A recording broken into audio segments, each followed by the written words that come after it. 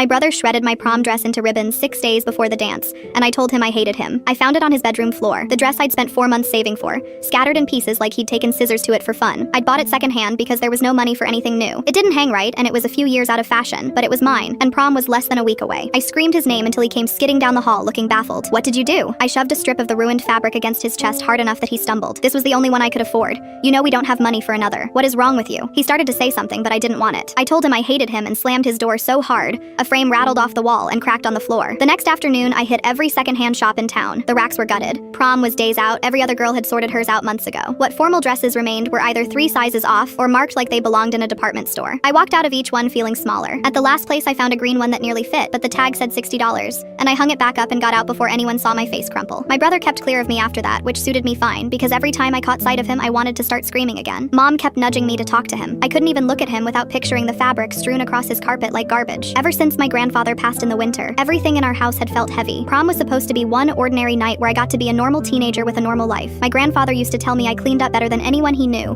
that I deserved one night to feel like somebody. I just wanted a few hours to dance with my friends and forget that we never had enough and that he was gone, and that things rarely went right for us. Now even that was wrecked, and by my own brother. I started sitting in my closet, staring at a photo I'd torn from a catalog years earlier and taped to the wall. An elegant dress with this fine beadwork along the bodice that I knew I'd never touch in 10 lifetimes. Looking at it used to make me hopeful. Now it just listed everything out of reach. I used to imagine my grandfather seeing me in something like that and getting choked up the way he did. That was never going to happen now. 3 days out, I told my friends I wasn't coming. They offered to lend me things, but nothing fit, and I was so tired of being the one who always needed rescuing. The night of prom, I sat on my bed in old sweatpants, scrolling through everyone's getting ready photos and fighting not to cry. They looked radiant. I felt like nobody. Around 6, a knock. I ignored it. Another, gentler, then his voice. Please, I need to show you something. I almost told him to leave, but something in how he said it pulled me off the bed. I yanked the door open. He was holding a garment bag. When he unzipped it, I forgot how to breathe. It was the dress from the catalog page, the exact one taped in my closet, except it had been built from the fabric of my destroyed thrift store find, reshaped entirely. Along the bodice ran delicate beadwork I recognized instantly. Is that? I started. Grandpa's, he said quietly. The trim off his old vest, the one Grandma kept in the cedar chest. I found it in the attic. He shifted on his feet. I cut the first dress apart because I couldn't make it work as it was. I panicked when you found the pieces and I didn't know how to explain without ruining it. I stayed up every night teaching myself off videos. Thread costs money, so I skipped lunch for a while. He looked down. Grandpa would have wanted to see you have your night. I pulled him into a hug so tight he wheezed. For about 3 seconds he hugged me back. Then he pried himself loose and said, okay, that's enough. You're going to get tears all over the beading. I made it to prom that night, and when I walked in, I swear I could feel my grandfather somewhere, getting choked up the way he always did.